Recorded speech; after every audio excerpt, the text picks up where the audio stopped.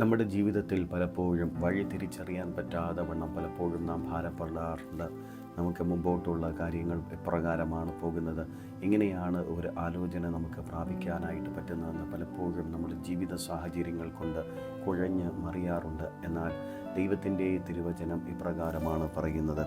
സങ്കീർത്തനങ്ങൾ 32:8, ഞാൻ നിന്നെ ഉപദേശിച്ച് നടക്കേണ്ടുന്ന വഴി നിനക്ക് കാണിച്ചു തരും, ഞാൻ നിൻ്റെ മേൽ ദൃഷ്ടി വെച്ച് നിനക്ക് ആലോചന പറഞ്ഞു തരും. ദൈവം നമുക്ക് വഴി കാണിച്ചു തരും. നിശ്ചയമായി ദൈവം നമുക്ക് ആലോചന പറഞ്ഞു തരും. ഈ ദിവസങ്ങളിൽ പരിശുദ്ധാത്മാവാൻ ദൈവത്തിനോട് ചേർന്നിരുന്നാൽ തക്കതായ വഴികൾ കർത്താവ് നിനക്ക് വേണ്ടി ഒരുക്കി തരും. അവൻ മരുഭൂമിയിൽ വഴി ഒരുക്കുന്ന ദൈവമാണ്.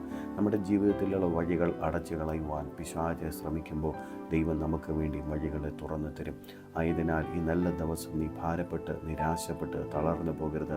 യേശു നിനക്ക് വേണ്ടി അത്ഭുതം പ്രവർത്തിക്കും. നിനക്ക് വേണ്ടിയിട്ടുള്ള വഴികളെ ദൈവം തുറക്കും.